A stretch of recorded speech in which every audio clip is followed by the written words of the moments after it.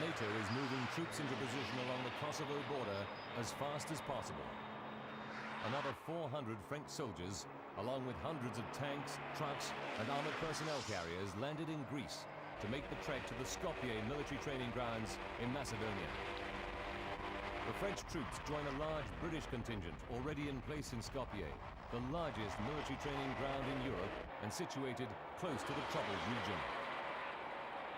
The move comes as reports filter out of Kosovo that Yugoslavia has massed some 4,500 troops in the area, and they're backed by tanks and artillery. That is making NATO nervous. There are some worrying signs that over the last few days they have reinforced their position inside Kosovo, both in terms of manpower and equipment. And there has, as you know, been some fighting over the last few days.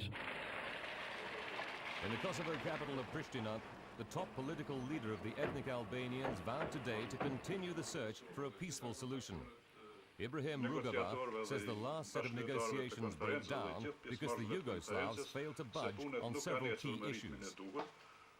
But the head of the International Monitoring Force in Kosovo is blaming both sides for the build-up of tension.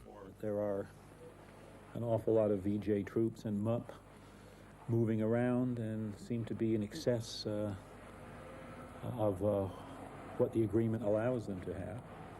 We're seeing a lot of movements that we haven't been told about, etc. Meanwhile, refugees from Kosovo are pouring into Macedonia, fleeing the heavy fighting in the hills. The ethnic Albanians say they left their villages after Serb security forces conducted house-to-house searches in the area. More than 2,000 people have died and 300,000 others, mostly ethnic Albanians, have been displaced by the fighting.